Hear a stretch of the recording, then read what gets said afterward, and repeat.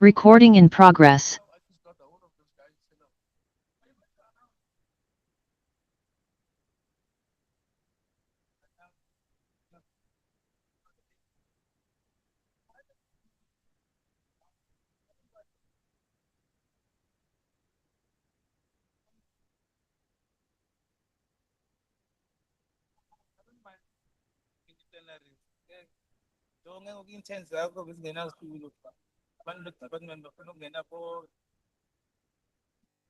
So they're busy reconnecting now.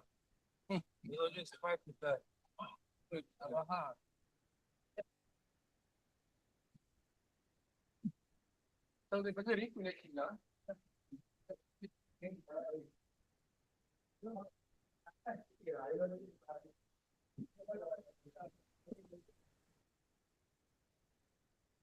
Yeah.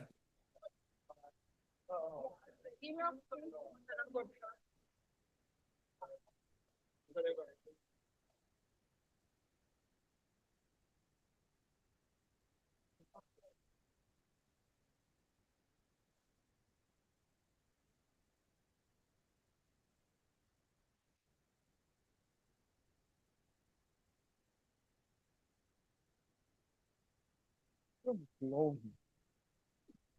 The column is long.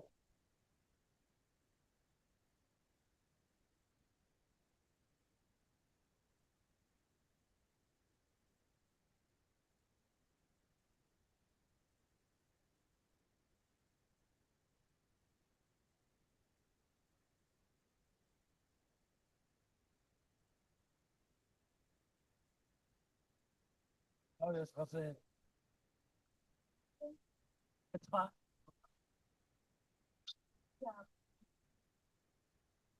The House Chairperson.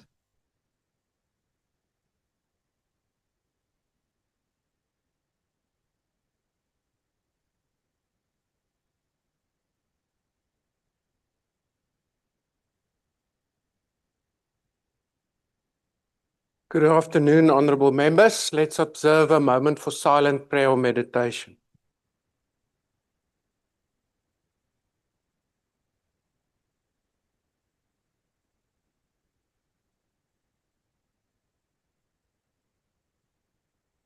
Please be seated.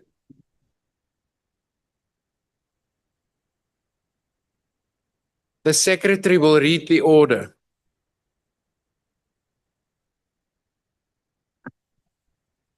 Debate on vote number 3, cooperative governance, including vote number 15, traditional affairs appropriation bill. To introduce the budget, I recognize the Honorable Minister of Cooperative Governance and Traditional Affairs.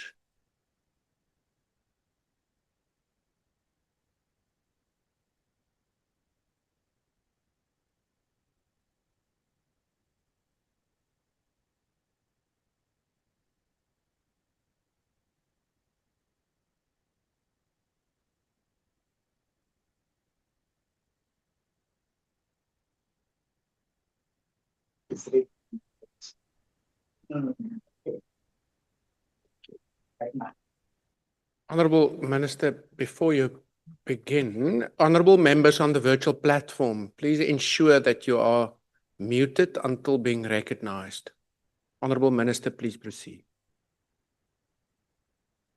Thank you very much, Honorable Chairperson, the Honorable Deputy Ministers, Minister Masimula, and Deputy Minister Prince Bans Ngamashe, the Chairperson of the National House of Traditional and Khoisan Leaders, the President of SALCA, the Honorable members of this House, the Chairperson of the Municipal Demarcations Board, the Directors General, leaders of the organized labor, fellow South Africans, good afternoon.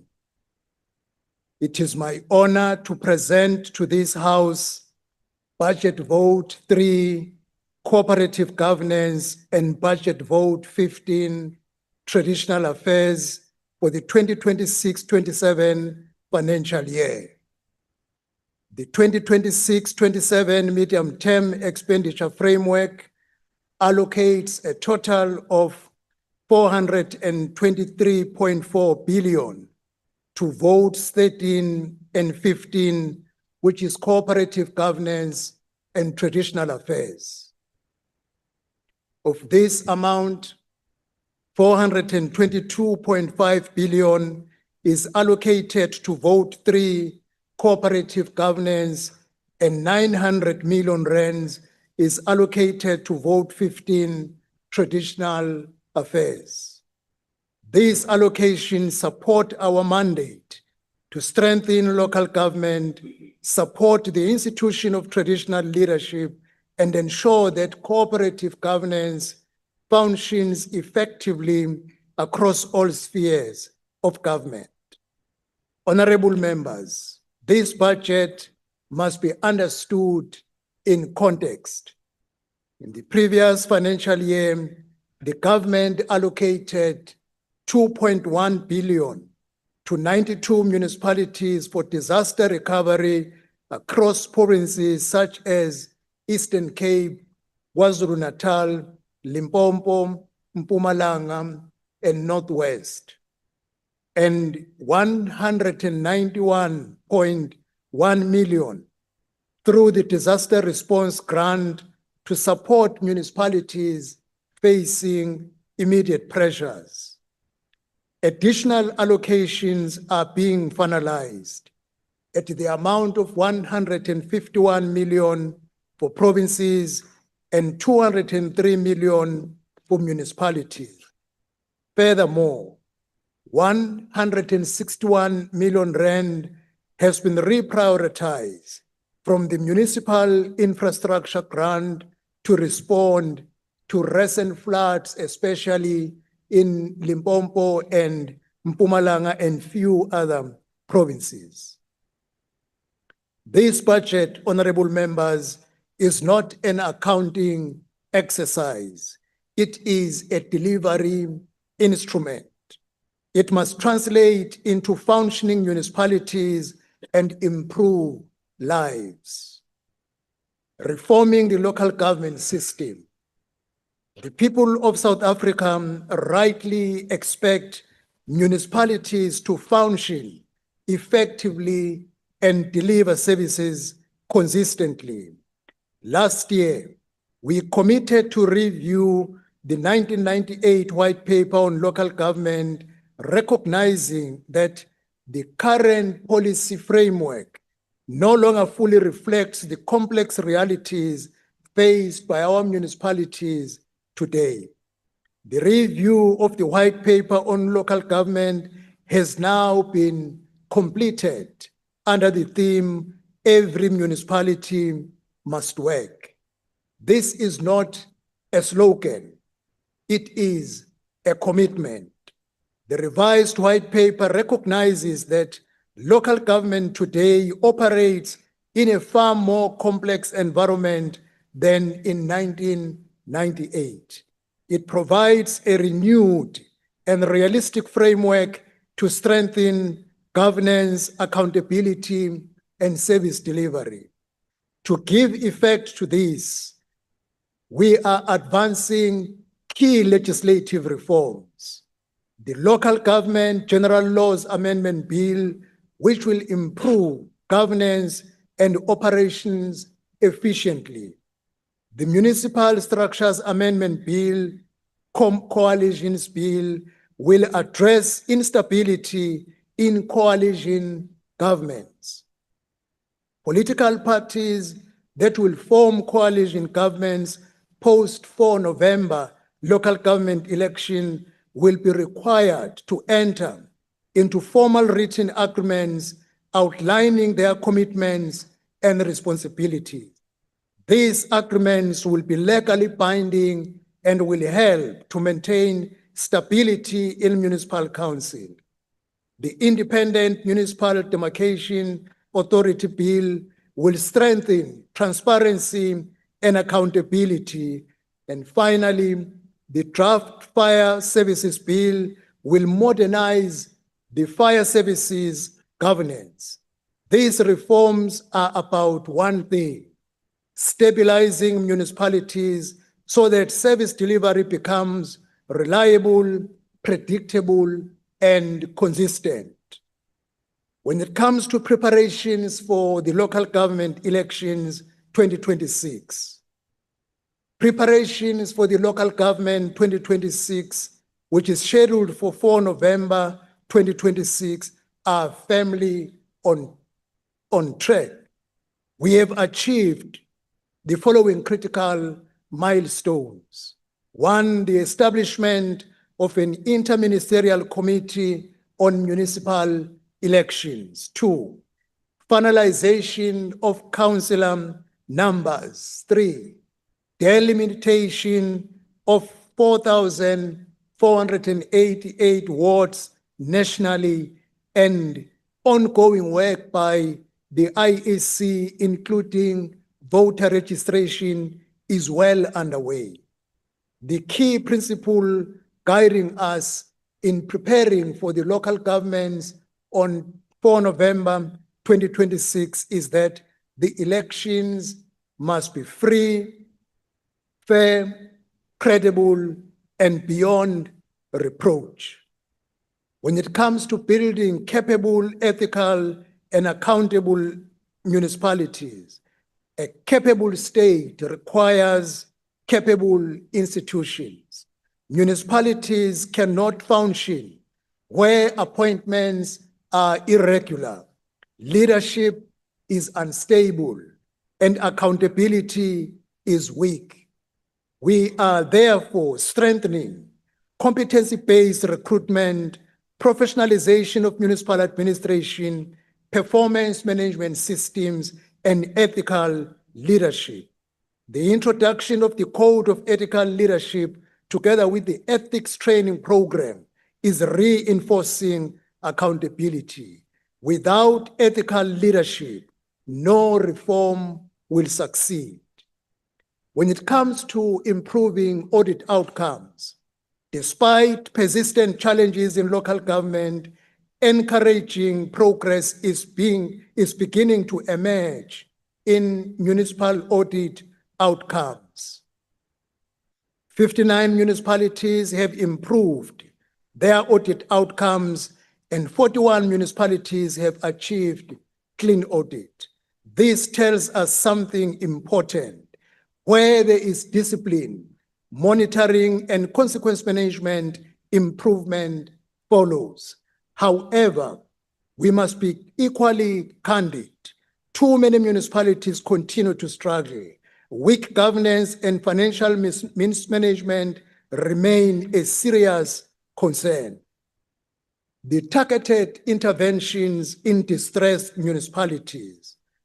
Government continues to provide differentiated support to municipalities experiencing severe governance, financial, and service delivery challenges.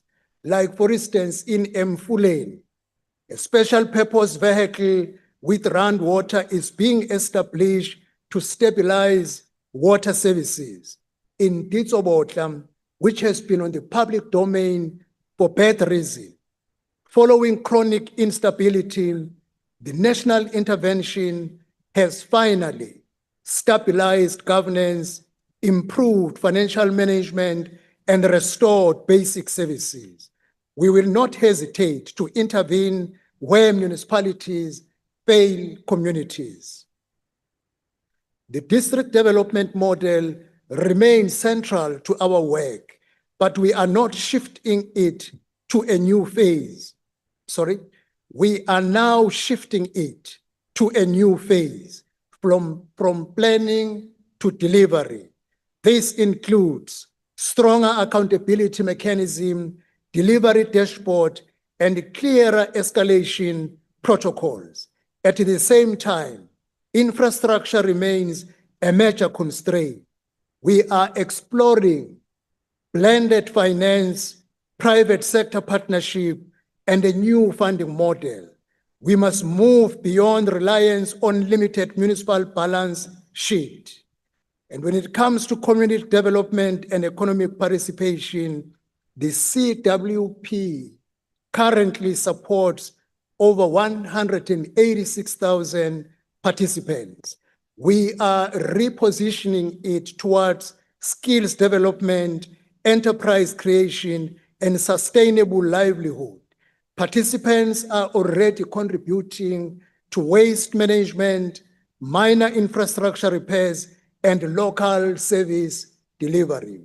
This program must become a pathway to economic opportunity, not only income support.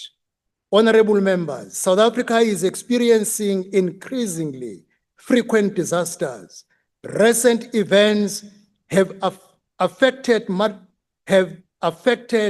multiple provinces, including Western Cape, Eastern Cape, Northern Cape, Free State, Northwest, and Mpumalanga.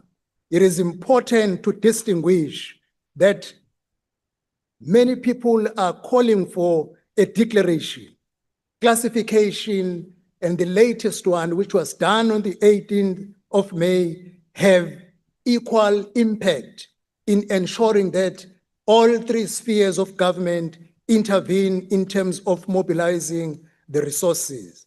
The increasing number of disaster classification, including severe weather, drought, and other risks, places growing pressures on the fiscus, institutions, and coordinating systems.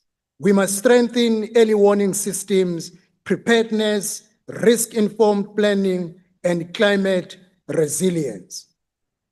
In terms of our working together with the traditional affairs, we continue to address the Constitutional Court ruling through the Traditional and Khoisan Leadership Bill 2025, which will shortly be introduced in Parliament. Progress is also being made on the recognition of Khoisan communities, strengthening customary governance, and integrating traditional leadership into developmental planning. We are working to ensure that we achieve zero initiation facilities. We are strengthening regulations, enforcement, and accountability.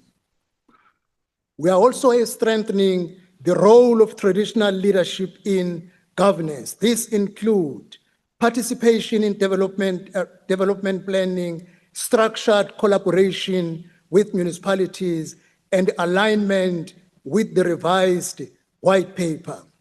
Honorable members, this budget vote marks a clear shift from diagnosis to delivery. We are stabilizing municipalities, strengthening governance, restoring accountability, and building resilience, guided by the principle every municipality must work. We are committed in building a capable, ethical, and responsive system of local government. I hereby, therefore, table Budget Vote 3, Cooperative Governance, and Budget Vote 15, Traditional Affairs, for consideration and approval by this Honorable House. Thank you, Honorable Chair. Thank you, Minister. The Honorable Dr. Mkhize.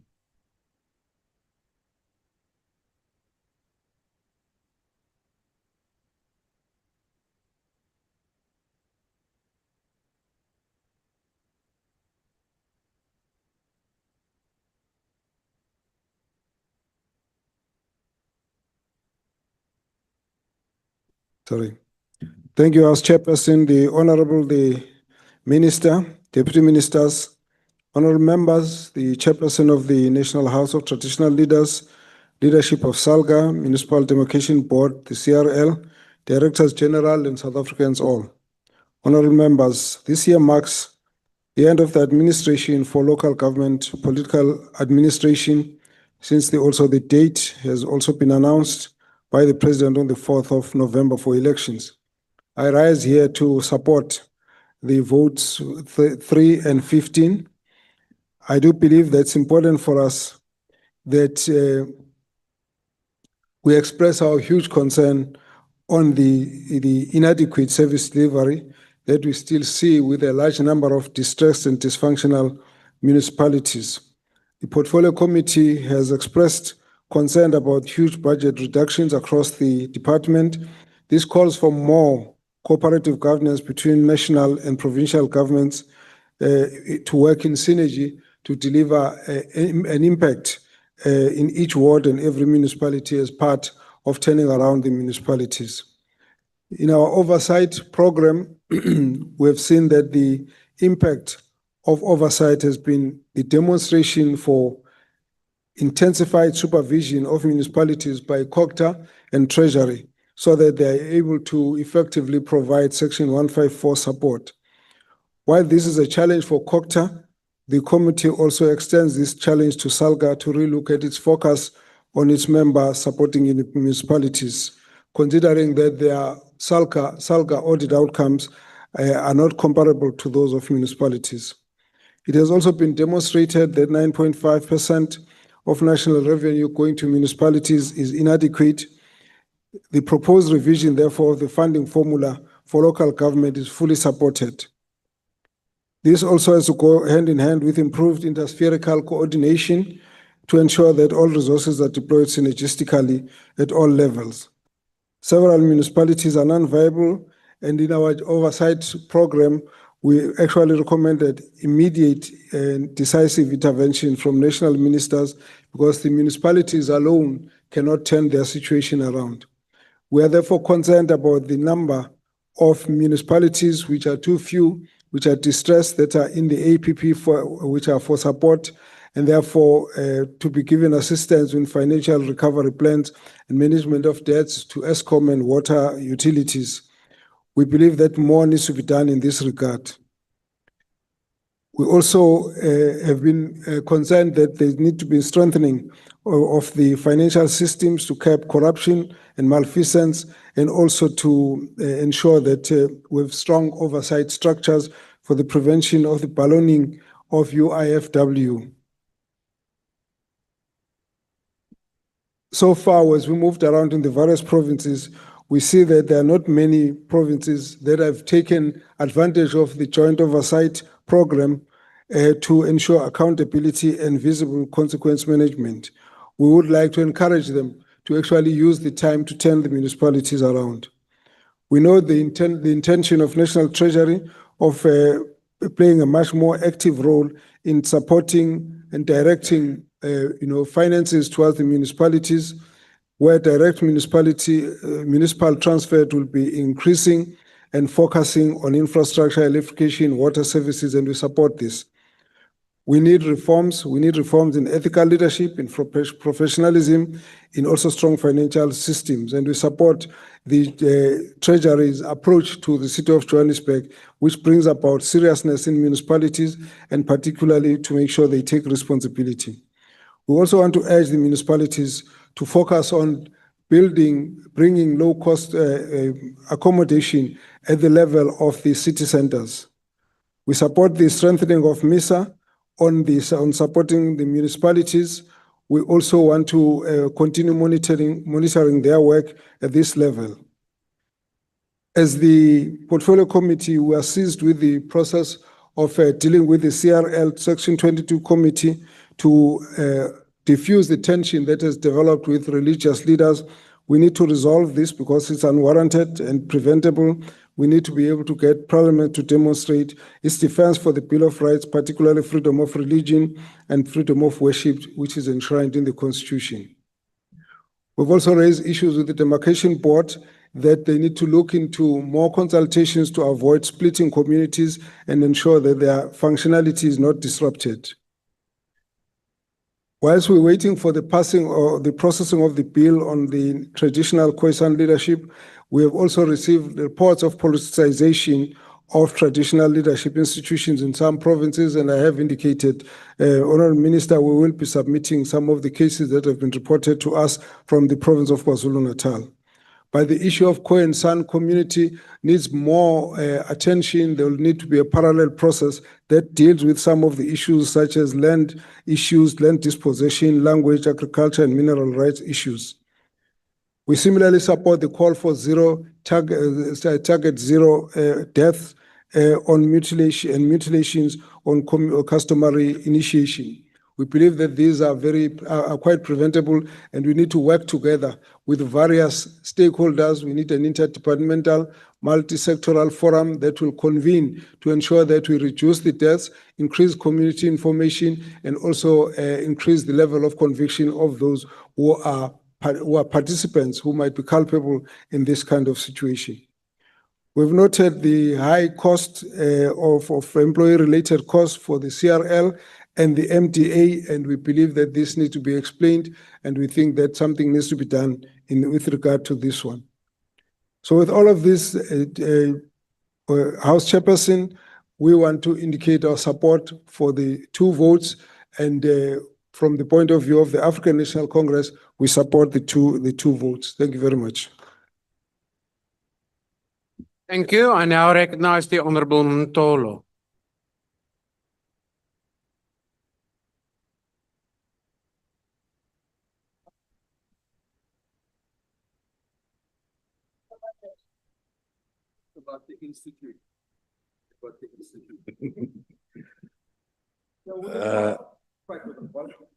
Honorable Chair, honorable members, fellow South Africans. Today we debate not merely a budget vote, but the state of local governance, national leadership, and community accountability in the Republic of South Africa. And once again, this budget vote exposes a painful reality. Government continues to spend more while delivering less. Therefore, Umkhonto weSizwe rejects this budget. The Department of Cooperative Governance and International Affairs was meant to strengthen municipalities, protect traditional institutions, support social cohesion, and ensure functional local governance. Instead, this department has become a permanent crisis management center for collapsing municipalities, neglected communities, and failed oversight systems. This budget may speak the language of development, but communities across South Africa are living the reality of decline. Honorable Speaker, the budget before us allocates billions of rands toward local government support, governance programs, disaster response mechanisms, traditional affairs, SALCA, the Municipal Demarcation Board, and institutions such as CRL rights commissions. But despite these allocations, Umkhonto weSizwe Party continues to ask a simple question: where are the results? Municipal collapse is accelerating. Traditional communities remain underdeveloped. Community grievances are ignored, and institutions tasked with social cohesion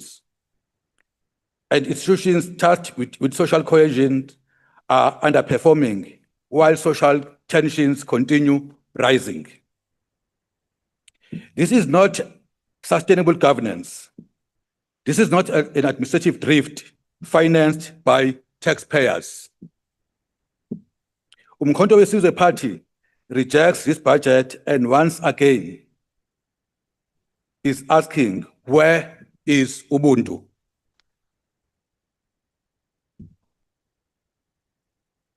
Ubuntu cannot exist where communities live without water, without sanitation, without roads, and without dignity. Ubuntu cannot survive where corruption steals from the poor, while municipalities collapse in full view of government. And Ubuntu cannot mean silence while citizens are abandoned by the various institutions created to serve them. Let us begin with the municipalities. South Africa's local government system is in deep distress. Many municipalities are financially bankrupt in everything except official declaration. Some cannot pay creditors, others cannot even maintain water systems. Many have become dependent on grants while failing to generate sustainable revenue. Infrastructure is collapsing because maintenance budgets are either misused, stolen, or redirected toward politically connected patronage networks. The AG has repeatedly warned this government about irregular expenditure, unauthorized spending, and weak accountability systems. Yet, consequences remain rare. Officials implicated in failure remain employed. Councils collapse repeatedly without solutions, and communities continue suffering. With government host service delivery summits with no measurable outcomes.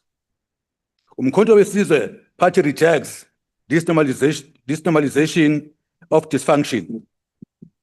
Honorable Chair, we must also confront the failures surrounding the Municipal Demarcation Board. Municipal boundaries directly affect governance efficiency, service delivery, representation, and economic sustainability. Yet too often, demarcation decisions have ignored the realities of communities. Many municipalities are geographically unsustainable, economically weak, and administratively overextended. Communities are frequently not consulted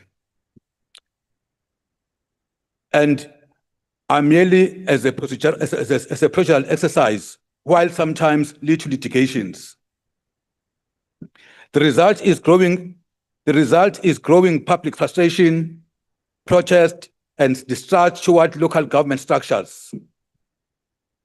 The Municipal Demarcation Board cannot operate as a distant technical institution disconnected from the social and economic realities of communities on the ground.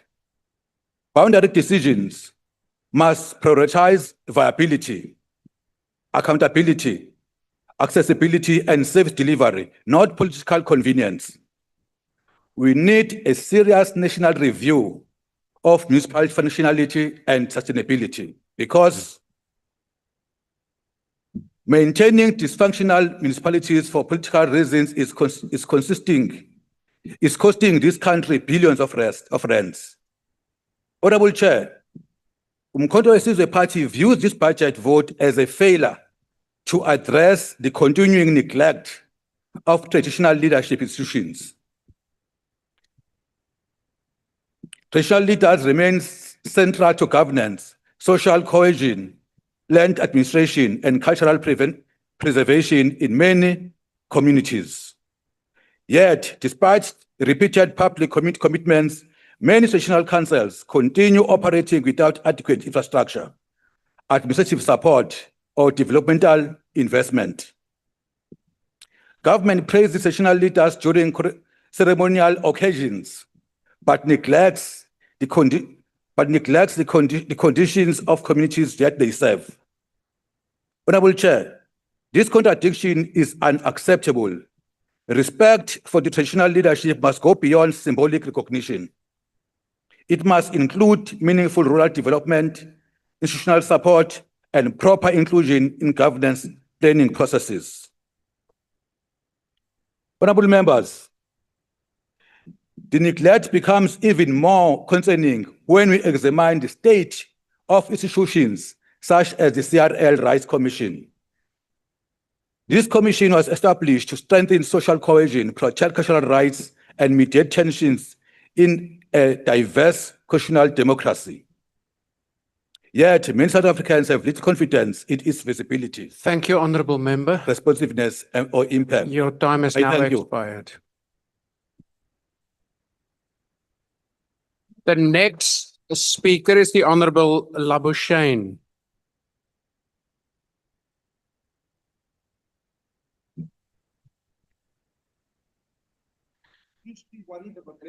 Honourable Chair, South Africans are not suffering because the government lacks plans. They are suffering because the government lacks accountability. Communities sit without water while billions are spent. Sewage runs through streets while municipalities submit performance reports. Infrastructure collapses while officials implicated in financial misconduct simply move from one municipality to another. The crisis in local government is no longer merely a capacity problem. It is now fundamentally a consequence management problem. And unless this budget vote directly confronts accountability failure, no annual performance plan will change the lived reality of communities. The findings of the Auditor General of South Africa over the past 2 years have been consistent. Weak financial controls, no meaningful consequence management, vacant critical posts, poor project oversight, and collapsing infrastructure maintenance. The department itself acknowledges these failures. In eThekwini Metropolitan Municipality, water losses remain extremely high, while communities continue depending on water tankers as though they are a permanent service delivery model. In the city of Johannesburg, revenue generated through water services has not been sufficiently reinvested into infrastructure maintenance, contributing to system deterioration. In Makwasi Hill local municipality, instability around senior financial appointments has disrupted governance processes. And across many municipalities, critical posts remain vacant or occupied indefinitely in acting capacities. Honourable Chair, this budget vote must shift from measuring activity to enforcing accountability outcomes. The department's annual performance plan and budget priorities must focus on financial governance, professionalization, infrastructure sustainability, effective disaster management, and consequence management. As climate-related disasters place increasing pressure on municipalities, disaster management must focus not only on emergency response, but also on infrastructure resilience and coordinated planning to protect vulnerable communities. At the same time, the reform process envisaged through the white paper on local government must remain focused on building municipalities that are financially sustainable, professionally administered, and capable of delivering reliable services. Importantly, these standards of accountability, professionalism, transparency, and consequence management must apply consistently across all entities reporting to the departments. Firstly, conditional grants must be linked directly to governance compliance. The Democratic Alliance proposes a conditional grant governance certification framework. Before municipalities receive new or expanded infrastructure allocations, they must submit a certified disciplinary action register linked to audit findings. Proof that investigations into financial misconduct have been finalized, and evidence that matters involving corruption and fraud have been referred to investigative authorities where required. Where municipalities fail to comply, portions of conditional grants should be withheld until corrective government measures are implemented. Secondly, professionalization can no longer remain a slogan. Municipalities must demonstrate the permanent appointment of a qualified chief financial officer, the permanent appointment of a qualified head of supply chain management, and compliance with the National Treasury competency standards. Acting appointments existing beyond 6 months should automatically trigger a review of governance and grant allocations. Because capable municipalities cannot be built on temporary appointments and outsourced accountability. Thirdly, when these reforms begin producing more effective and financially stable municipalities, accountable and transparency must follow through strengthened public reporting mechanisms. The department should progressively implement public transparency dashboard reflecting irregular expenditure, disciplinary cases initiated and finalized, funds recovered, and vacancy rates in senior financial positions. Where municipalities under Section 139 interventions fail to implement consequence management within 12 months, stronger measures must follow. Infrastructure allocation should be redirected into ring-fence project management structures with protected oversight. And where financial collapse persists, temporary centralization of financial management authority under structured intervention must be considered. Honourable Chair, the people of South Africa are tired of presentations that do not translate into functioning infrastructure, financial discipline, or reliable services. They want municipalities that work. That means professional administration, transparent governance, sustainable infrastructure maintenance, effective disaster preparedness, and real consequence for failure. Until those principles shape both the department's budget allocations and its annual performance plans, local government decline will continue. I thank you. Thank you. The Honorable Mkalipi.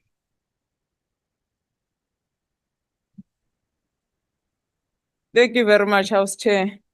Revolutionary greetings to Commander-in-Chief and President of the EFF leadership officials and the ground forces of our movement. Chairperson, the economic freedom fighters reject the budget vote on cooperative governance and traditional affairs. Municipalities are the heartbeat of the country. When municipalities function well, economic opportunities are expanded and poverty and crime level are reduced. Today, we are a dysfunctional country largely because our municipalities have been allowed to be run down by an incompetent and corrupt aligned politicians and officials. True freedom comes when an old grandmother in Guyana finds water when she opens a tap. When a village person in Upongolo, KwaZulu-Natal get joy in her heart when they switch on a light. When people of Ngeleni and able to drive on a properly maintained road, or when people in Nyanga and Delft have refused collected on a regular basis. Unfortunately, it's not happening. For millions of people in this country, these basic necessities are only a pipe dream. Only 16% of 257 municipalities in this country are functional, enough to manage their accounts well. Only 16 out of 257. And to provide services to the people they meant to serve. At the center of this collapse is corruption, House Chair. This is not merely incompetence, it is deliberate and systemic looting of public resources meant for our people. In the Eastern Cape, Buffalo City and OR Tambo municipalities are under investigation for water projects where millions were paid before their work was done. In the Free State, in Macedonian and Mukaga municipalities are facing probes linked to water treatment failures and irregular security contracts.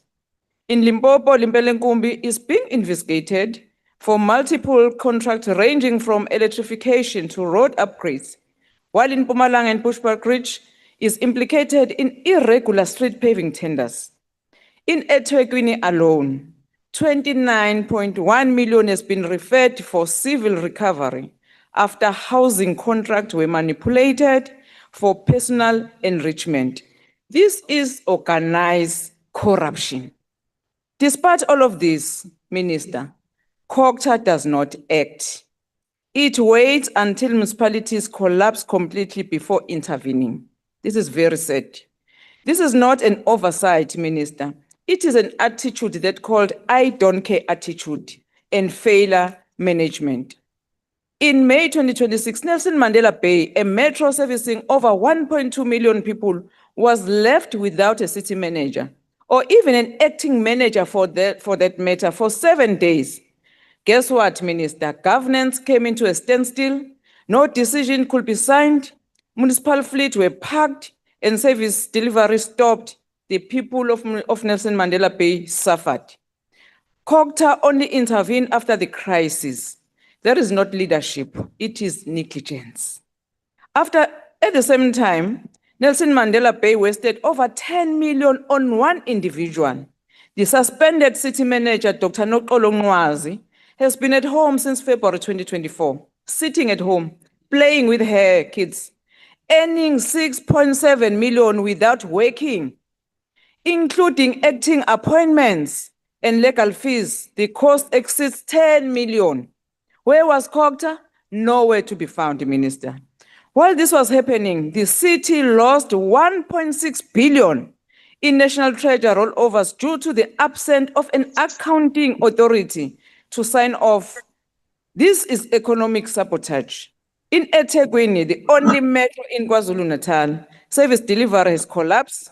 Communities like Ward 56 in Nanda living with sewage flowing in the street. This is so inhuman. Street lights have not been working for years in KwaZulu-Natal in eThekwini. Leaving communities in darkness, especially as winter approaches, criminals are taking advantage of this failure. Water shortages have become a national crisis everywhere in the country. Instead of fixing the infrastructure, municipalities have turned water tankers into a business controlled by a politically connected individuals. Water has been commodified, and we want to know who are the owners of these water tankers. Victims of floods from 2022 are still without proper housing. Some have been left in places like Olindela with no clear plan forward. There's no dignity in that thing. There's no leadership. There's no accountability. There's no basic needs. They're just put there. Abantu benkos. So we are calling for South Africans on the 4th of November 2026 to go and vote for EFF. Thank you very much, House Chair. Thank you. The Honorable Inkosi Buthelezi.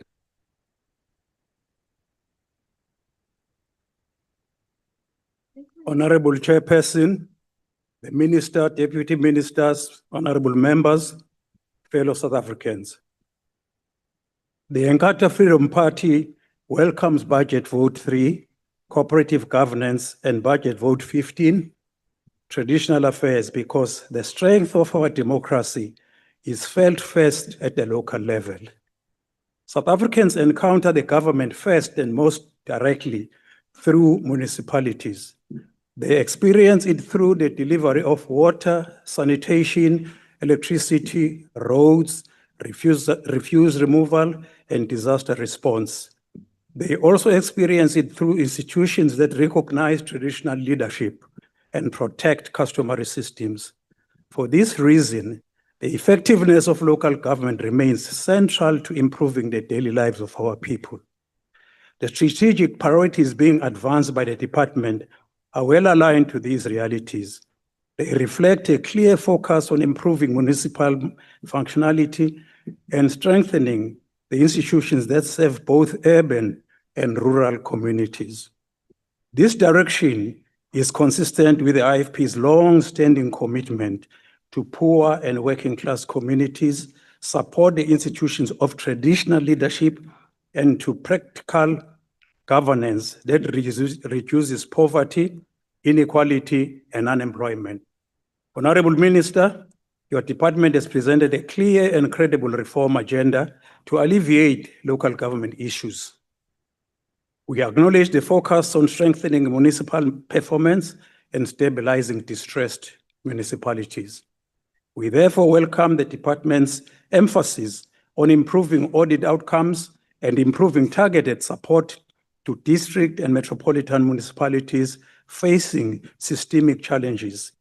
These priorities are essential if municipalities are to deliver reliable and consistent services. The IFP also commends the completion of the white paper on local government review. Honorable Minister, we take note from the white paper that you have diagnosed the structural problems of local government and have identified strategic interventions to address them.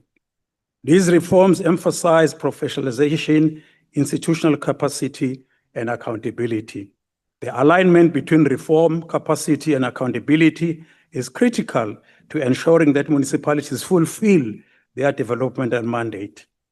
Honorable Chairperson, we appreciate the department's recognition that local government reform must be tied to accountability and professionalization. Specifically, we recognize that the department is advancing the development of a national database of dismissed municipal officials and supporting post-audit action plans.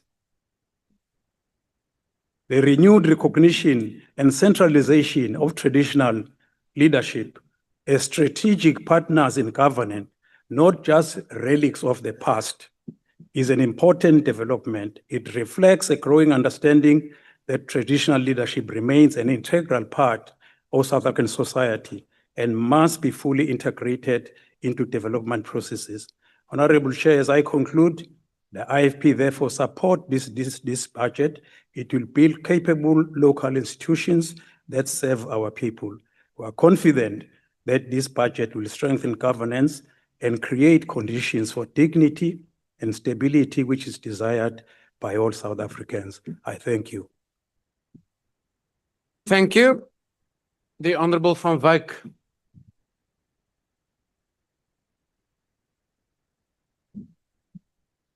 Yes, honorable members, I am back after this morning, honorable Reddy. I am back because I suffer from a speech impairment. Many people out there suffer from a speech impairment, hundreds and thousands of them, and they are scared to stand up and face this fear. I am not one of them. I will stand up in order to inspire them and to motivate them. Thank you very much. Honorable Speaker, the Patriotic Alliance rises in this debate with a clear message. Cooperative governance must return to the people. Local government is collapsing because leadership has collapsed.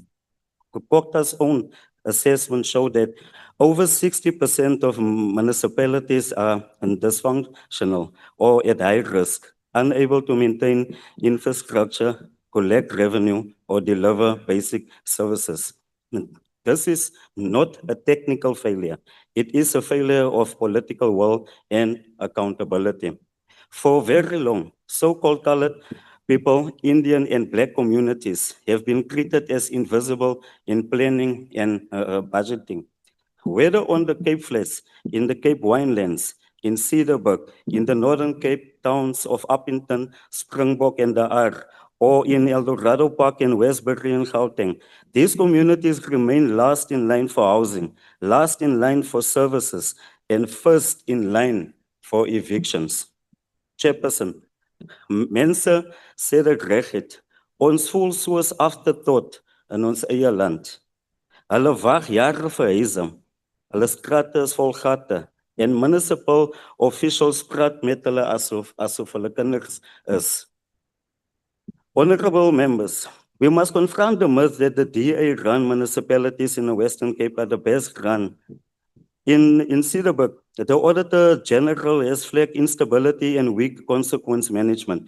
In the city of Cape Town, communities report selective law enforcement, evictions, and development decisions that favor wealthy suburbs, while the Cape Flats waits for upgrades. In the Cape Winelands, rural and farm worker communities are evicted on a weekly basis. And these patterns are not unique to the Western Cape. In Uppington, Springbok, the R, El Dorado Park, and Westbury, residents raise the same concerns: slow responses, poor communication, and leadership that does not listen. Chairperson, the Municipal Demarcation Board shapes representation and resource allocation. Yet communities in Cape Town, the Cape Winelands, and even Northern Cape towns have affluent wards while diluting the voice of poorer, colored, and marginalized communities. This demands transparency and fairness. On vote 15, we must confront a historic injustice. The Khoi and San, the First Nation of this land, remain amongst the most marginalized. Despite constitutional recognition, they face barriers in land restitution, cultural restoration, and participation in governance. In the Western Cape and Northern Cape, Khoi and San leaders consistently report being sidelined in planning, heritage decisions, and land use processes. Traditional affairs must deliver real inclusion and real empowerment. Honorable members, cooperative governance and traditional affairs must mean shared responsibility, shared accountability, shared dignity. Let us build municipalities and traditional governance systems that works for all our people, especially those ignored for far too long. We support as a Patriotic Alliance. Thank you. Thank you. Honorable Wessels. Thank you, Honourable Chairperson. Allow me please to keep my video switched off due to network connectivity. Agbare voorsitter, samewerkende regering is 'n ingewikkelde konsep en beginsel wat in ons grondwet vervat is. Dit is same met die beginsel wat 3 autonome sfere van die regering daarstel. Autonomie teenoor samewerking is nie altyd eenvoudig nie. En die grondwet stel ook daar veiligheidsnetmeganismes om die een sfeer en die ander sfeer toerekkingsvatbaar teenoor mekaar te hou en sodat daar 'n vangnet is vir enige oortredings en dat mense nie ly nie. Ongelukkig misluk hierdie intervensies waarvoor die grondwet voorsiening maak, veral met betrekking tot artikel 139 intervensies waar provinsies by plaaslike regering kan intree wanneer 'n munisipaliteit val om sy verpligtinge na te kom. Daar is hoeveel munisipaliteite, agbare minister, wat al vir meer as 'n dekade onder artikel 139 provinsiale intervensie verkeer. Dit beteken ons het 'n probleem, want dit werk nie. Nasionale intervensies werk soms, maar daar is Mangaung Metro wat onder 'n nasionale tesourie en finansiële herstelplan intervensie al vir omtrent 8-9 jaar is en daar is nie verbetering nie, eintlik die teenoorgestelde. There's many programs that the Department of Cooperative Governance has launched to assist and support municipalities, because it's not an easy task to navigate between autonomy and assisting and supporting. And the Minister and his department has a huge and difficult task. In the last 15 years, programs like Local Government Turnaround Strategy, Operation Clean Audit, establishment of the Municipal Infrastructure Support Agency, Back to Basics, Municipal Recovery Program, the District Development Model has been implemented and billions were spent, but very little results were yielded. Very little progress were made. Decay continued, billions have been looted and continue to be looted, municipal infrastructure grants are underspent, and at the end of the day, when the taps are dry, sewage runs into water sources, roads are impassable, jobs are lost, and rates and taxpayers are overburdened whilst being underwhelmed. Slogans and constitutional principles do not matter. Results do. The Minister talks about every municipality that must work, and every municipal official must work. Every local politician must start to work and be there for the people. That is what is necessary. Ons verwelkom, agbare voorsitter, die hersiening van die wetskrif. Meer is egter nodig as slegs die hersiening. En munisipale afbakening is een van die kwessies wat dringend aandag moet geniet. Afbakening kan nie slegs vir politieke oogmerke gedoen word nie. Dienslewering moet gesetel wees so na as moontlik aan die inwoners. Hierdie groot munisipaliteite wat ons het, werk nie. Groot metro munisipaliteite val. Mense gaan sonder dienste juis as gevolg daarvan. Ons het kleiner, bestuurbare munisipaliteite nodig waar dienslewering en besluitneming oor dienslewering gesetel is so na as moontlik aan daardie inwoners. Ek dank u, voorsitter. Dankie. The Honourable Dr. Letlape. Thank you, House Chair. To the Minister. The first thing I'd like to say is to pass our condolences as Section SA to the family of Tato Molosankwe of Lumanyaneng village in Mafikeng, who has gone down this morning at home. He was an anti-crime activist and a traditional healer. Now, I've looked at the white paper on local government, and it wants us to reflect on the challenges affecting municipalities. And part of the issues it raises is rapid urbanization and funding disparities. The major challenge that our local government faces is incompetence and corruption, both enabled by political interference and indifference. Whatever white, pink, or black papers we write, if we do not address those fundamentals, nothing is going to change. Recently, we've had the head of state commend the mayor of Nelson Mandela Bay Municipality when Cocta wants to place that municipality under administration. When we've heard about the poor performance of that administration, either we're blind or we truly don't care. Our local municipalities tax law-abiding citizens to bankruptcy with their rates and taxes. And we protect those who are not paying, including government institutions like prisons or hospitals. And we wonder why our municipalities are not working. We speak of a public service commission that talks about one public service as defined in section 196, section 1, chapter 196, section 1 of our constitution. Chapter 197 talks about terms and conditions of employment in public service have to be prescribed by national legislation. When you look at what officers earn, it's all over the place. There's no guidance in terms of what they should earn. So do we really have a single public service? Or we just have chaos that occurs at that level? You also have great duties in terms of traditional leaders. And what we hope will come out, Minister, is a clear role definition of traditional leaders in South Africa vis-à-vis the Constitution, human rights, and what most traditions do to females in terms of gender inequality. Those issues need to be clarified. All of us talk about the tribes that we come from. Let us not forget that the coat of arms of this nation talks about diverse people unite.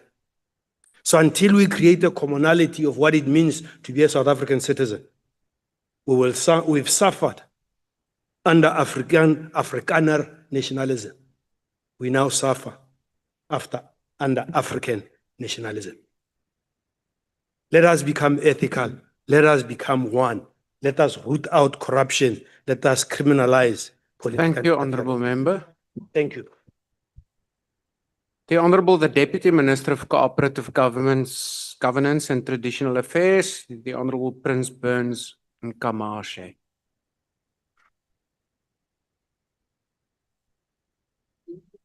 Ciao Elezulu.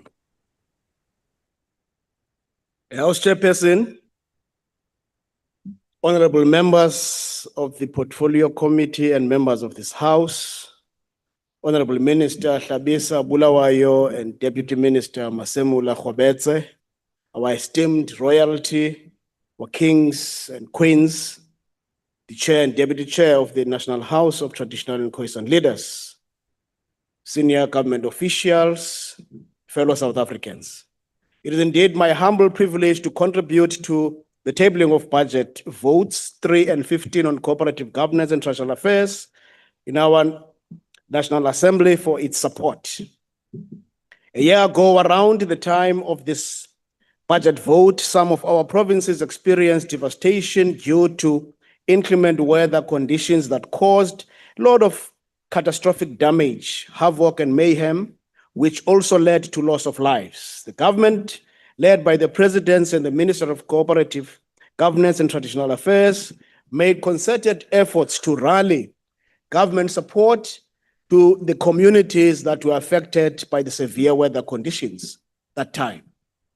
In the current year under review, the country also experienced severe floods and weather conditions that caused a lot of damage to infrastructure, human settlements, and the loss of people and animals.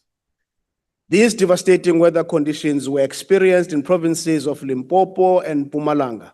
I would like to also echo the words of Honorable Minister Hlabisa to convey my condolences to especially the people of Limpopo and Mpumalanga provinces who endured the terrible weather conditions and were negatively affected by disastrous floods that caused deaths of young children and old people. It also left a trail of massive damage to infrastructure and herds of domestic animals.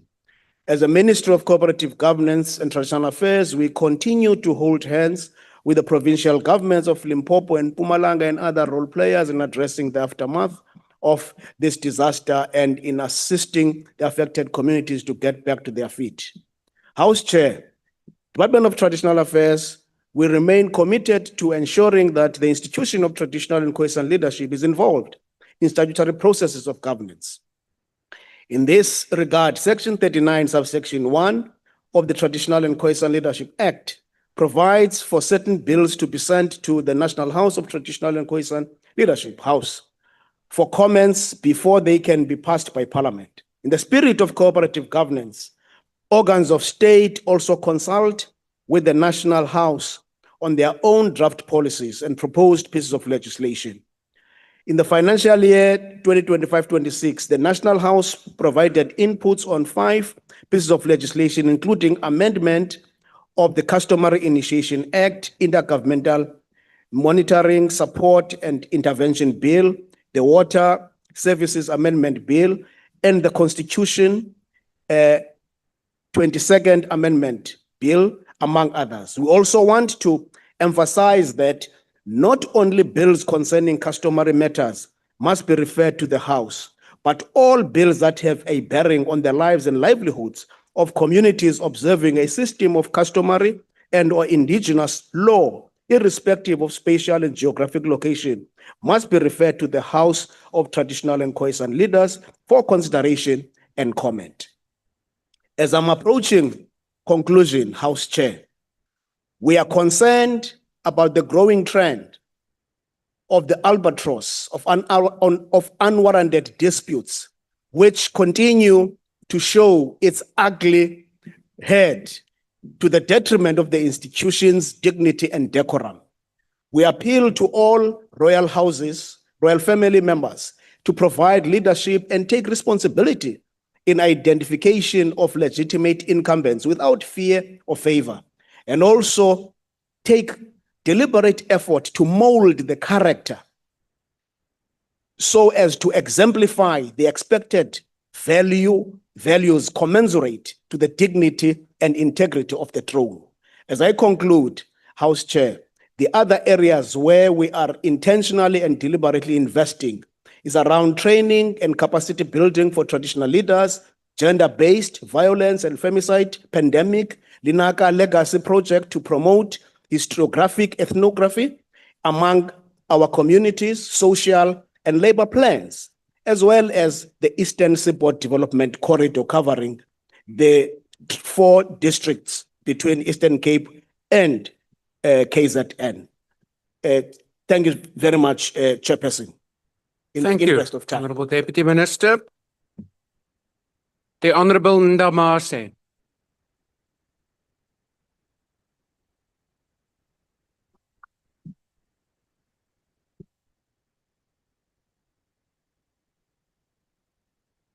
Honorable House Chair, honorable members, it gives me great honor to stand here and remind you of the ANC's January 8 statement of 1985, in which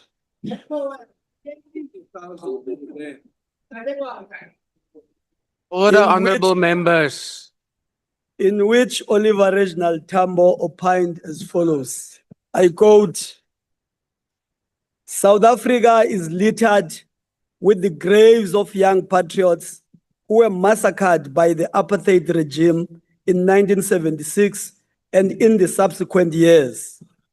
This self-same regime, which bears responsibility for the crimes, has with great impudence decided to observe the International Year of the Youth, whose motto is participation, development, and peace, close quote.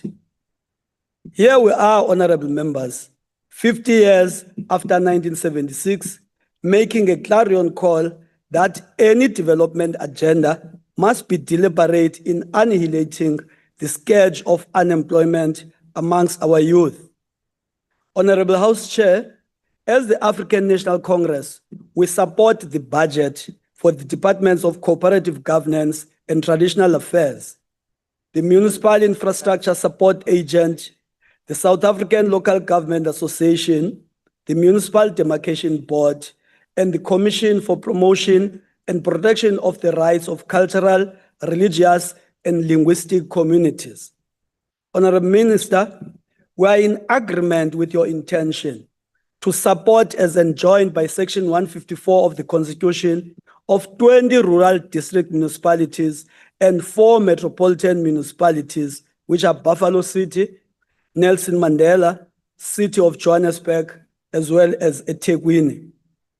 Honorable Chairperson, as the legislative arm of the state, we will continue to exercise oversight as guided by the sector oversight model in the following focus areas, amongst others.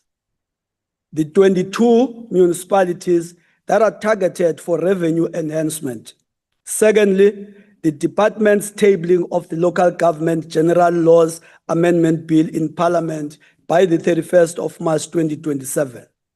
Thirdly, the promotion of local government professionalization as envisaged through the establishment of the National Database for Dismissed Municipal Officials. This attempt is aimed at eliminating the mobility within the system by serial offenders.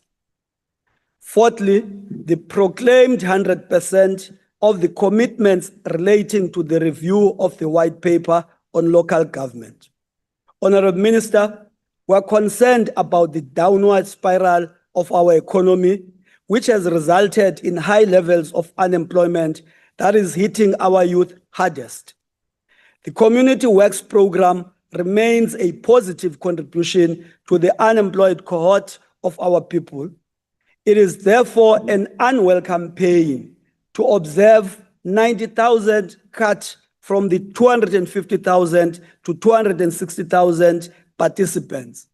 Honorable Minister, we are saying no further cut in this program. If we look at the role of the Municipal Infrastructure Support Agent, Honorable Chair was saying, and honorable members, we will closely monitor all the commitments made by this entity for the current financial year, and those commitments are inclusive of the following, amongst others. 1, the technical support teams to the 9 provinces prioritizing low-capacity municipalities.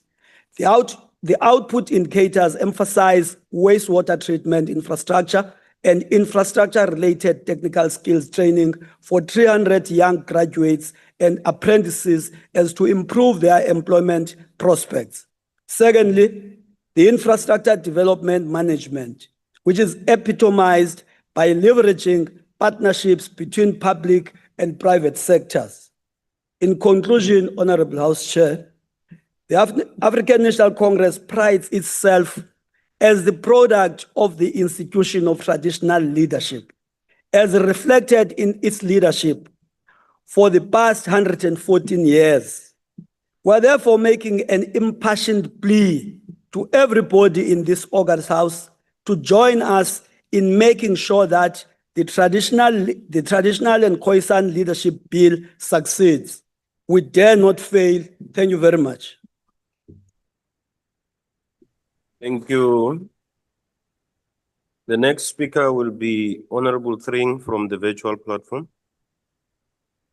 Thank you, Honorable House Chairperson. The ACDP is aware that based on a report submitted by the CRL, the National Security Strategy for 2024-2028 publicly identifies mushrooming of charismatic churches as a domestic national security concern. This places millions of Christians who fall into this category into a national security framework alongside organized crime. Hold on? Honorable Thring, can you hold on? Honorable Bahrain, can you mute your gadget, please? You are disturbing the sitting. Can you proceed, Honorable Tring? Thank you, Honorable Chair. This places millions of Christians who fall into this category into a national security framework alongside organized crime, violent extremism, corruption, and terrorism. In a sworn affidavit, Professor Musa Kulu, former chairperson of the CRL Section 22 committee, states that he recently received a call from a Mr. Vincent Nguni, who stated that he was acting on behalf of the national intelligence or state security agencies, informing him that Mrs. Mkonazi Kaluva had recently referred him for investigation regarding legal opinions concerning the Section 22 committee process, already circulating publicly. Additionally, allegations were made that Christian organizations and leaders, including FOSA, South African Church Defenders, and others opposing the current CRL process, had allegedly also been referred to state security structures for investigation, profiling, and or possible surveillance. As a result, the ACDP supports Professor Kulu's call for clarification regarding the CRL's engagement with state security structures, an investigation into the inclusion of charismatic churches in the national security strategy, urgent constitutional scrutiny of the CRL's Section 22 process, full parliamentary oversight of these developments. The Cooperative Portfolio Committee should not accept any report or recommendations from the CRL Section 22 Committee until the finalization of the court case on in this matter. Going back to the budget of some 410 billion, the ACDP is deeply concerned about the municipal governance decline in our 257 municipalities. In Nelson Mandela Bay, the city has lacked a functioning city manager for nearly 3 years, while the suspended manager drew 6 million rand in pay. The Matlanga Commission found ghost procurement and irregular contracts in Ukuruleni and Tshwane, and the exposure of evergreen contracts and irregular expenditure in the Nelson Mandela Bay, which saw 1.7 billion rand written off. When municipalities fail to account, communities suffer, roads remain impassable, clinics are under-resourced, and LOP reminds the minister that we cannot afford municipalities that are little more than conduits for corruption. Neither can we afford a CRL that seeks to weaponize legislation to use against the church. I thank you, Honorable Chair. Thank you. Honorable Kwankwa from the virtual platform. Thank you, House Chair. The department's greatest crisis is the widespread dysfunctionality of municipalities, both functionally and administratively. As you know, many of the municipalities across the country are dysfunctional and are struggling to survive or meet their ends meet on a daily basis. This poses a serious obstacle to any socio-economic development agenda because without reliable service delivery and employment opportunities, the vision of a sustainable economy, improved quality of life, becomes unattainable. One such example is the court case where villagers in Muma municipality have won a major court battle after the Mthatha High Court ruled that the Eastern Cape Premier Oscar Mabuyane and Water and Sanitation Minister Pheme Majodina failed their constitutional duty to intervene in the area's water crisis. In other words, the villagers and communities themselves are taking it upon themselves to hold the government to account on service delivery failures at provincial and local government level and on matters that are at the heart of service delivery at municipal level. However, municipal debt is also crippling local. In October 2025, ESCOM CFO Khalid Kasim warned that municipal arrear debt owed to ESCOM could exceed 300 billion rands by 2030. Despite the introduction of municipal debt relief program, nearly 14 municipalities are struggling to comply with the conditions. At the same time, the department appears to overlook the deeper causes of the financially non-viable municipality. Many suffer from weak financial and credit management systems, while also being owed substantial amount of money by government departments, businesses, and households. Municipalities cannot remain functional if revenue collection systems continue to fail. Furthermore, the department must ensure that the CRL Commission makes tangible progress regarding the recognition of the Khoisan people. this matter has remained unresolved since 2002. There is no doubt that the Khoisan are among the oldest indigenous peoples in Southern Africa. Delaying their recognition mirrors the historical injustices of apartheid, where the dignity and the identity of Black people were denied. It is shameful that this has not been done more than 30 years into democracy. I thank you. Thank you. The next speaker is Honorable Zibi.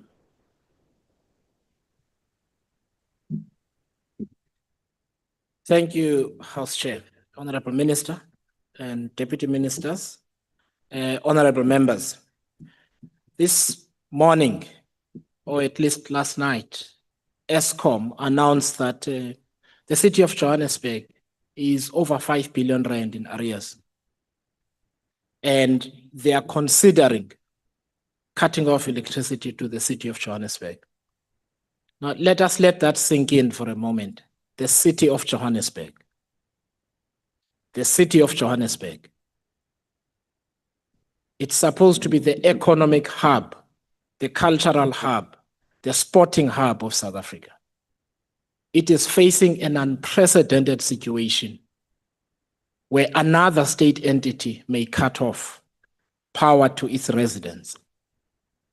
It points to a much deeper problem.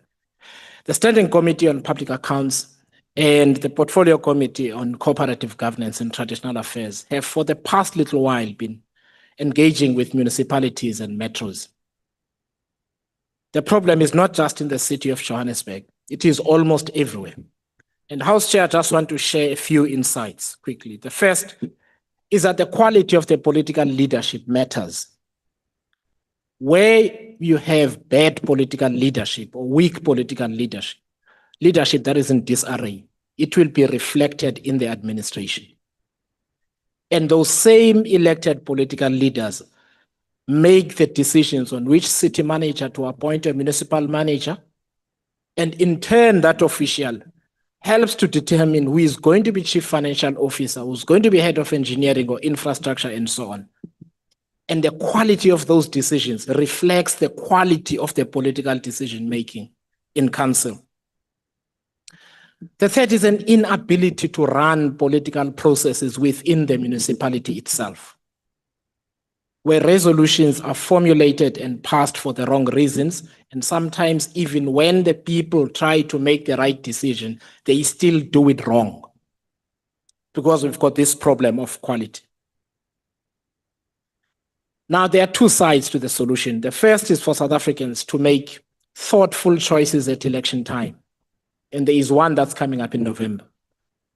But there is a bit that is within the ambit of the minister, that is within the ambit of parliament.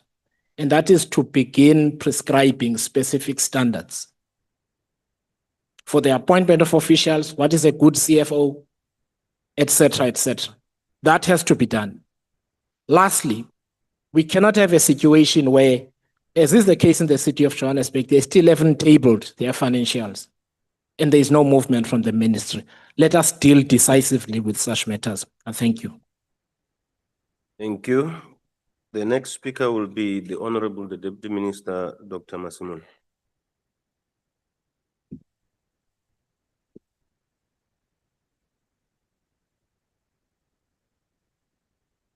Thank you very much, Chairperson of the session.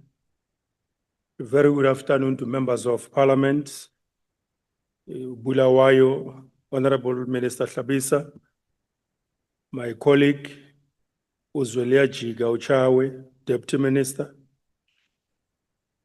leaders of House of Traditional and Khoisan leaders in the country, Salga, and all members of this August House. A very good afternoon to all of you colleagues.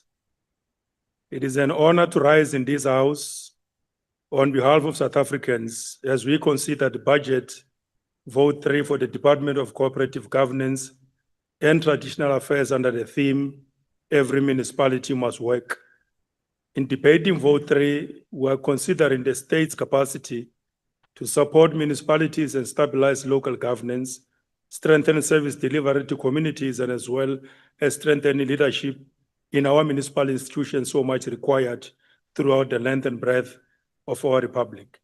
In doing so, we are guided by the municipal performance and turnaround strategy based on pillars of local government that remains our focus areas. In this regard, honorable members, a lot of work has been done and continues to be done around pillars of local government transformation in relation to governance, provision of basic services, financial management and expenditure, institutional capacity building and framework for professionalization of local government administration, community participation, and as well as economic development. Honorable members, our ongoing efforts to ensure an efficient and effective functioning local government, as envisaged in the National Development Plan, are advanced within the context of the reforms envisaged.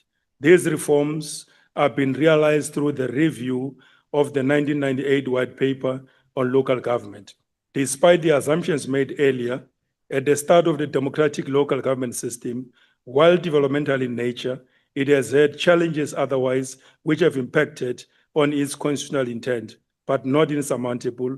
Hence, we are working very hard together with provinces and as well as municipalities to resolve the related issues.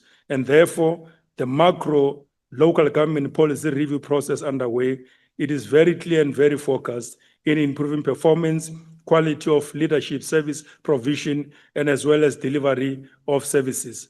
We're working very hard to consolidate the local government system to address related fragmentation, deal with matters of ethical, clean, and capable government, define pathways for clear reforms with differentiated powers and functions towards a rationalized system, strengthen partnership-based governance and relational management of the constituency and the community municipalities, and therefore deal with matters relating to finance and as well as service delivery related issues.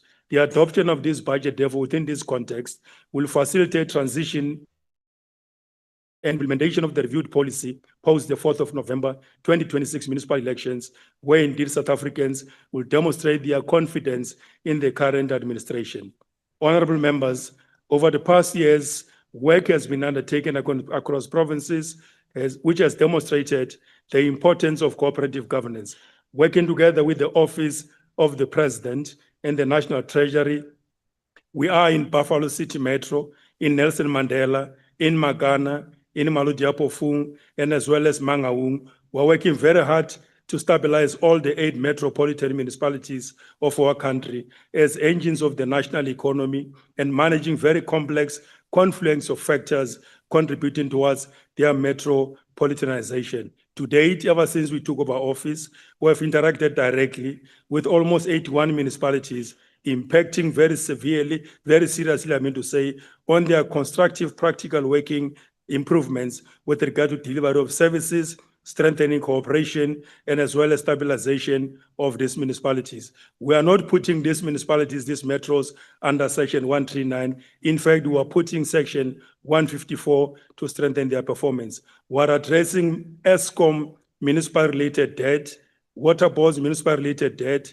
debt owed by departments and organs of states to municipalities, distressed municipalities, unfunded mandate, review of the funding model, and of course, as well, we are hard at work through laws and as well as the applicable regulations to strengthen professionalization of municipalities. These work collectively would actually impact seriously so the stabilization of municipalities. And therefore, MISA remains an agency for engineering and professional support to municipalities to implement infrastructure delivery systems. We are in 19 municipalities through the system to deal with all these matters. Thank you so much. We're calling for asking for the adoption of this budget. Thank you. Thank you. The next speaker is the Honorable Hlazo Webster from the virtual platform. Thank you very much, Honorable Chair. My contribution as we engage this budget vote is really going to be from the perspective of a South African. From the perspective of a South African, where really South Africans are really at this point asking for the bare minimum. They are asking for municipalities that work. They pay rates, they pay taxes, they pay service charges faithfully. Yet there's too many communities that are still living with dry taps, they live with sewage, flooding streets, they live with failing electricity infrastructure. And this budget allocates 135 billion to the Department of Cooperative Governance and Traditional Affairs. Yet the lived reality of millions of South Africa tells a story of municipal decay and institutional failure. We also have to remember that local government is the economic engine room of the country. And so every small business, every household, every investment decision depends on functioning municipalities. Yet you have more than 80% of municipalities that are financially distressed or that are facing governance crises. And so the problem no longer becomes funding. It becomes governance, accountability, and competence. The local government's equitable share of over 110 billion should provide water, electricity, refuse removal, infrastructure.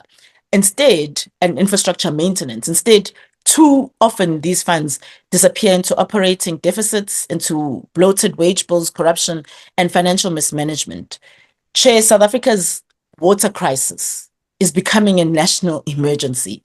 From Gauteng to Eastern Cape, across the country, residents face repeated outages, contaminated water, and collapsing water systems. Green Drop reports show that nearly half of wastewater treatment plants are in critical condition. And every day, the delay threatens public health, economic growth, which I spoke of earlier, and human dignity. And at the same time, you have the middle class, what we call the phenomenon they experience at Bosa as a triple tax crisis, where they pay income tax, municipal rates, and then they pay privately again for generators, boreholes, private security, and alternative services simply to survive state failure. Meanwhile, municipal debt to ESCOM has surged 110 billion. So we welcome the long overdue review of the nearly 30-year-old white paper on local government, but the review has to produce real reform. And as Bosa, we believe that municipalities must be professionalized, political deployments must be removed, and infrastructure grants have to be tied to performance and transparency. Municipal managers and councillors responsible for collapse and corruption have to face real consequences. 135 billion is not a small sum. If this money cannot make municipalities worse, or cannot make municipalities work, then the crisis is no longer about funding, it's about state integrity. So we support the budget as Build One South Africa, but only if it's accompanied by urgent structural reform to restore functioning local government. Thank you. Thank you. Honorable Musa, you are too early for your time. The next speaker is Honorable Zungula.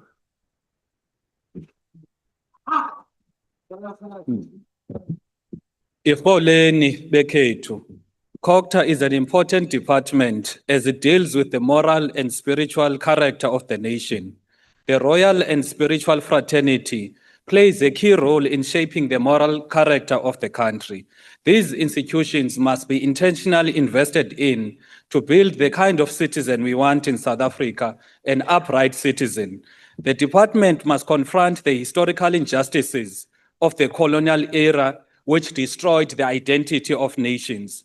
We know Amampondomise, Amahlubi, and other nations were victims of the cruel and inhumane destruction of their kingship and nations. The kingship of Amampondomise was restored in the year 2020. Why can't the same happen for Amahlubi? Amahlubi's kingship does not take away anyone's kingships.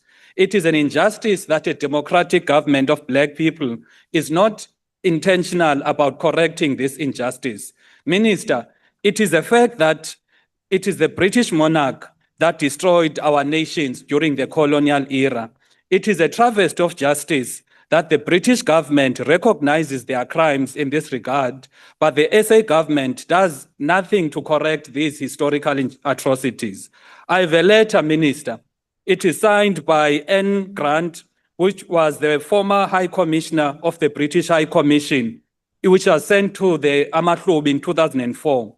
In this letter, they correctly refer to the king of Amahlubi as a king, and as the people who imprisoned King Lagalbalele I in Robben Island, they know exactly the status of Amahlubi and its kingship. We ask you, Minister, to fight for justice and truth in this regard. Amahlubi's language heritage, and customs are under threat due to the lack of recognition. What is even more troubling is the identity of Amahlubi being eroded and the nation faces a threat of extinction.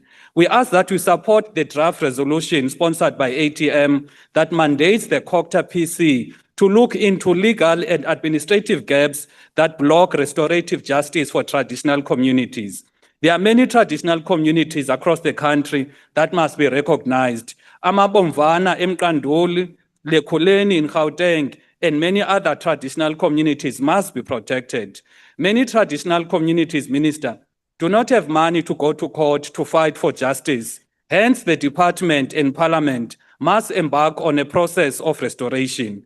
It is very concerning that Afrikaners have Orania, Eureka, Kleinfontein protected as traditional communities, but a black government does not assist black traditional communities in their struggle for restoration and justice. Minister, we plead for truth and justice for izizwe namakhosi. Mandukunike Minister ube nayo le letter lena Jabulela.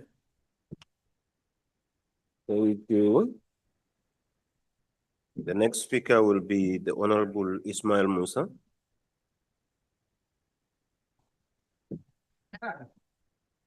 Malibongwe, Honorable Chairperson, Honorable Ministers, in the name of Almighty, the most gracious and the most merciful, I greet this House and all our beloved South Africans in the name and prayer of truth, transparency, and honesty. Al-Jamaa rises on debate number 3 on cooperative governance, including vote number 15, traditional affairs. Corporate governance remains one of the most critical pillars in ensuring that government delivers effectively to the people on the ground. Our municipalities are the face of government to ordinary citizens, yet many communities continue to suffer from poor service delivery, collapsing infrastructure, water shortages, corruption, and financial mismanagement. The people of South Africa deserve municipalities that are accountable, transparent, and people-centered. Local government must not become a place where political battles and mismanagement deprive our people of dignity and basic services. The state of Johannesburg in particular is in dire need of urgent service delivery intervention. Residents continue to endure the terrible condition of roads filled with potholes, dysfunctional traffic lights, deteriorating infrastructure, and increasing frustration on a daily basis. This morning, I heard on news, a massive 19-day water shutdown soon is looming on the city of Johannesburg from the 29th May until the 17th June at the Palmit and Suikerbos sites. One of the most disappointing aspects is that many law-abiding residents who faithfully pay for municipal services are subjected to cutoffs and penalties, while others continue receiving services without accountability. This growing perception of unfairness is rapidly causing residents to lose confidence and trust in the local municipality of Johannesburg. While Al-Jamaa supports assisting vulnerable communities and informal settlements, fairness, accountability, and sustainability must apply across the board. Municipalities must ensure that paying residents are not neglected or unfairly burdened while service delivery continues to collapse around them. Al-Jamaa further acknowledges the important role played by traditional leaders in preserving culture, promoting social cohesion, and serving communities, especially in the rural areas.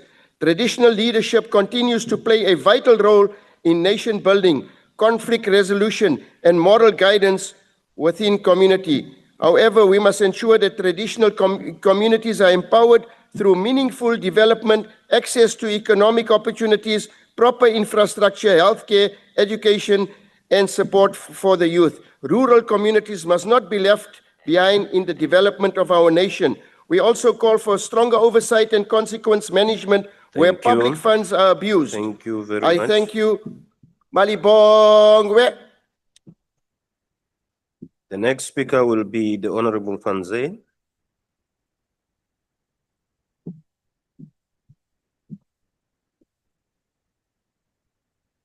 House Chair, South Africans are tired.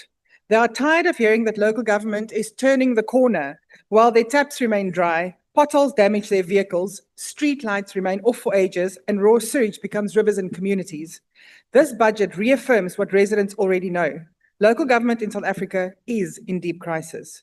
And the crisis does not exist because of money. It is because of a failure to be accountable. Because if money alone was enough to fix municipalities, South Africa would have had municipalities that function. Instead, this report tells us that 105 out of 144 service authorities, water service authorities, are failing. Dear Masemola, this report actually does admit that 7 out of 8 metros are unstable. It admits that infrastructure maintenance is neglected, and it admits that water tanker mafias flourish where the government has failed to provide a stable water supply. House Chair, we are not talking about nice to haves. Residents are not demanding marble pavements or smart cities. What residents want is water in their taps, sewage systems that work, roads that don't look like moon craters, and streetlights that work so people can walk home safely. But under an ANC government, even basic services have become luxuries. Why? And Honourable Zibi, I have to agree with you here. It is because corruption and cadre deployment have hollowed out local government over the past 30 years. ANC politicians have deployed cadres on the basis of loyalty instead of ability. Minister, instead of enforcing consequences or accountability, this department continues to fund dysfunction. This report also further indicates that 535 million rand of municipal infrastructure grants will now be converted from Schedule 5B to Schedule 6B because municipalities are unable to spend this money on their own. Minister, can you imagine that? National government must increasingly step in and spend infrastructure money on behalf of municipalities because they simply cannot and are not able to manage their own affairs. That is not cooperative governance, it is municipalities in ICU. And still, the ANC refuses to admit that cadre deployment has failed. Chair, the department encourages municipalities to spend at least 10% of their MIG funding on infrastructure maintenance. But in reality, too few municipalities spend any budget on infrastructure maintenance. It is very clear that many metros are maintaining tender networks better than they maintain infrastructure. In Johannesburg, residents dodge potholes like obstacle courses. In eThekwini, raw sewage flows into rivers and beaches. And in Nelson Mandela Bay, entire communities sit with collapsing water and electricity infrastructure, while politically connected contractors somehow always seem to stay fully operational. Chair, the DA supports the principle raised in this report that municipalities must strengthen their water and electricity trading services. We must, however, be very honest about the real problem. In too many ANC-run municipalities, revenue raised from water and lights does not go to maintenance. Revenue collected for water infrastructure is diverted elsewhere while pipes leak. Electricity revenue disappears into bloated administrations, consultants, and political dysfunction while substations collapse and outages worsen. Revenue raised from these trading services must go towards fixing and maintaining infrastructure. This really is not difficult. When streetlights do not work, crime increases. When roads collapse, businesses suffer. When sewage flows into rivers and beaches, tourism declines. When infrastructure fails, investors leave. And when investors leave, so do job opportunities. That is why the DA says that basic service delivery is economic policy. Minister, a functional municipality creates growth, and a failed municipality creates poverty. Honourable Ndamase, indeed, just look at our metros. Cities that should be economic hubs that drive investment and job opportunities are simply not. The city of Johannesburg should be the financial capital of Africa. eThekwini must be one of the continent's leading port cities. Nelson Mandela Bay should be a manufacturing and industrial powerhouse. Instead of that, the ANC-run metros have become symbols of instability, infrastructure decay, and governance failure. Businesses do not invest where sewage flows in the streets. Tourists do not visit broken towns. Factories do not expand where water and electricity supply is unreliable. And while ANC governments stumble from one crisis meeting to the next, one metro has proven time and time again that good governance improves lives. That is, of course, the city of Cape Town. And I have to say here to the Honourable Van Wyk, some parties have perfected the art of kingmaking, but completely failed at the art of governing. Just ask the people of Beaufort West. Honourable members, can you see how close you are to the podium, Honourable Reddy? Honourable Reddy, do you see how close you are to the podium? So when you shout, you are drowning the speaker. I'm not having this conversation with you. Chair, they are encouraging the truth. Can you please proceed? According to the Auditor General, the City of Cape Town remains the best financially run government. The Western Cape still remains the best municipal audit outcomes in the country because of a few things: appointments based on competency, finances that are managed properly, and proper consequence management and accountability. This isn't magic and it isn't luck. This is what happens when a government appoints engineers instead of cadres. The DA rejects a future where dysfunction has become the norm. We believe in professional local government, merit-based appointments, functioning infrastructure, consequence management, safer communities, growing local economies, and municipalities that actually work for their communities. Because, Minister, South Africans are not asking for miracles. They are simply asking for water in their taps, roads without craters, streetlights that come on at night, and sewage systems that work. We must do better. I thank you. Thank you. The next speaker is the Honorable Direko.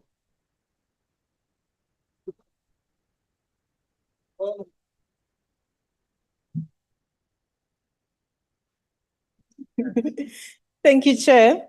Honorable Chairperson, Minister, Deputy Ministers, honorable members, the DG of COCTA, DGs of COCTA and the team, and fellow South Africans. The ANC support this budget because we believe in the well-being of our communities and they are our priority. Each municipality has a responsibility to provide services to our people without fail. Our people deserve a clean environment that meets the standard of environmental health and safety, taps with running water. Honorable Direko, can you hold on?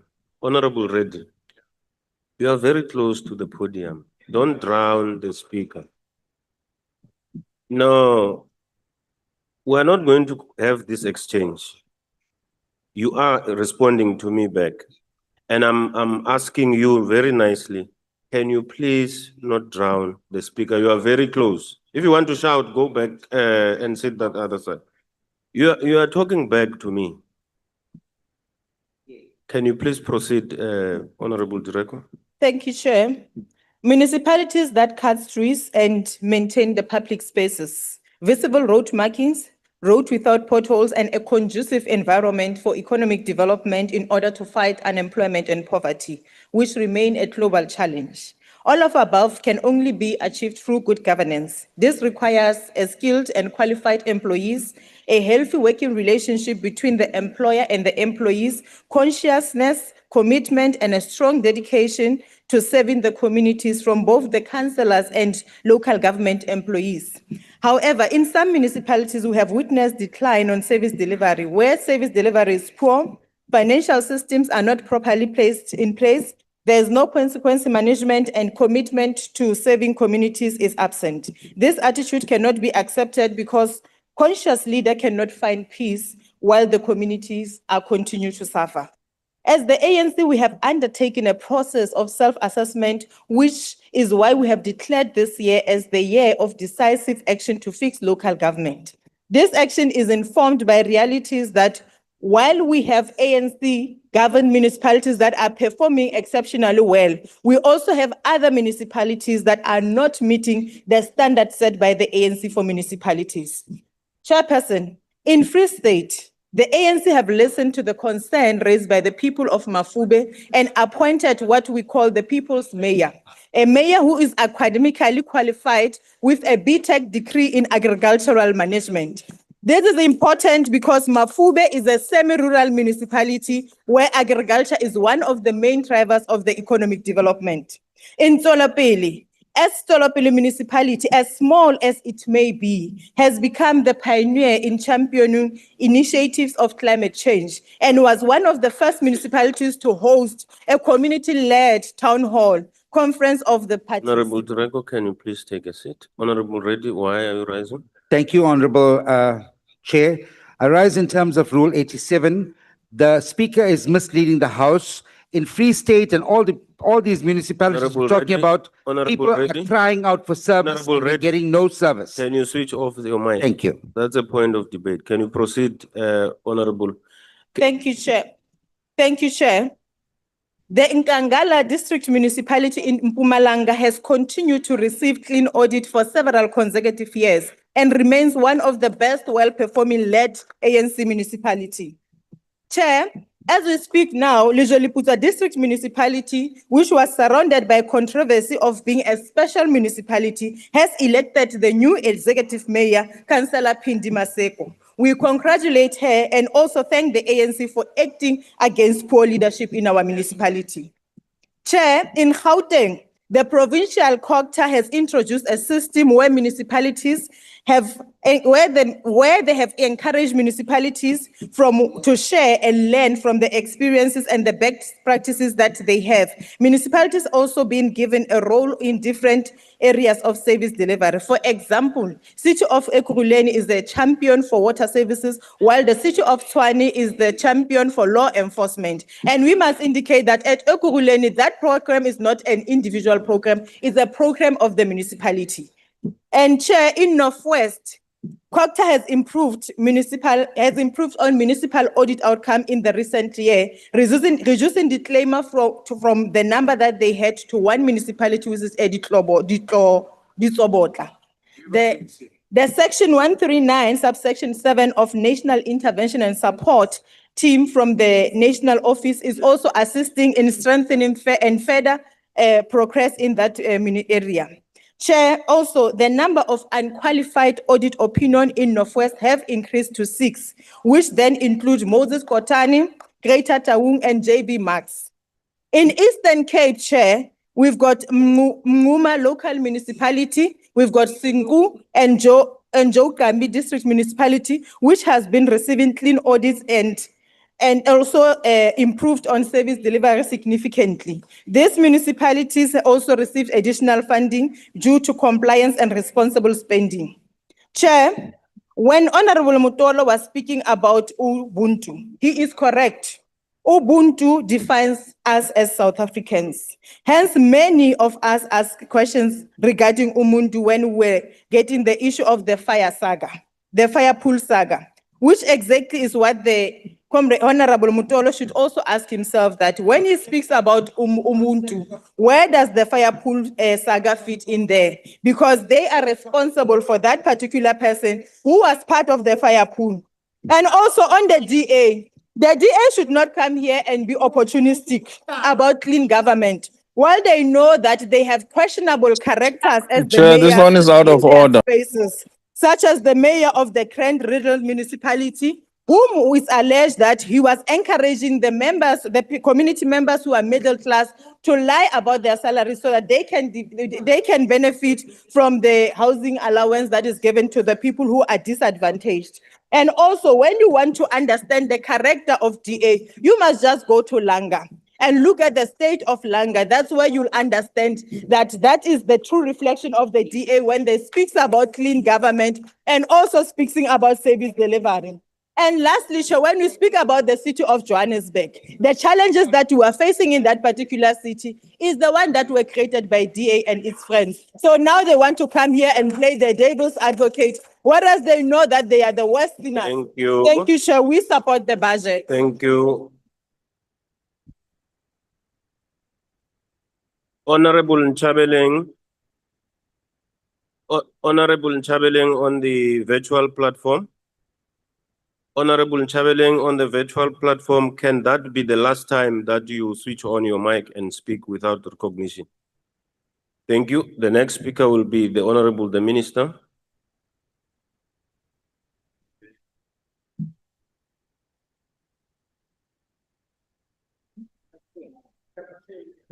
Honorable Chairperson and honorable members, allow me to begin by expressing our sincere appreciation to all honorable members who have participated in this debate.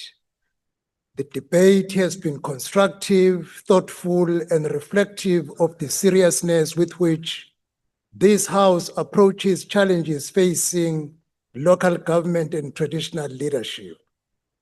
I agree with Honorable Mdolo. Ubuntu is about providing our people with basic services. These challenges experienced by our communities can only be resolved through supporting the budget. I also agree with Honorable Mkalipi. This budget is about giving life to municipalities, which are heartbeat of our economy and service delivery. Across the House, members have correctly raised concerns relating to failing municipalities, corruption, infrastructure backlogs, political interference, governance weaknesses, and service delivery challenges. These are real concerns, and they are precisely the issues this budget vote seeks to address in a systematic, reform-oriented manner. I want to assure the honorable members that these concerns will continue to strengthen our interventions, deepen oversight, ensure professionalism, transparency, and accountability, as well as measurable outcomes. The white paper on local government review will indeed emerge with recommendations that will impact various legislations, including even the Constitution, on matters like the roles, powers, and functions of our traditional and Khoisan leaders. The direction of the department is clear. We are moving from diagnosis to delivery. Our intervention is timely, but guided by the legislation. I wish to extend my appreciation to members and parties who have expressed their support to this budget vote. Your support reflects a commitment to strengthening municipalities, improving governance, and ensuring that local government fulfills its constitutional mandate. Let me confirm, the government will not hesitate to act where municipalities fail to meet their obligation. At the same time, we must ensure that interventions are lawful, sustainable, and focused on restoring functionality and service delivery. Honorable Chair, the debate has also highlighted the critical importance of traditional leadership in our governance system.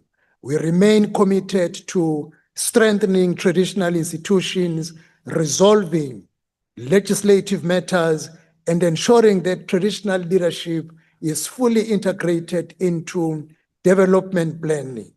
We must also recognize that the context within which local government operates is becoming more complex. The increasing frequency of disasters, infrastructure pressures, and fiscal constraints all place additional demands on municipalities. This requires a state that is more coordinated, more responsive, and more capable. This budget vote reflects a clear and deliberate effort to stabilize municipalities, strengthen governance system, restore accountability, and build resilience within communities, guided by the principle every municipality must work. Let me take this opportunity to thank the two deputy ministers and the entire administrative leadership within the ministry. We remain committed to building a local government system that delivers to all South Africans.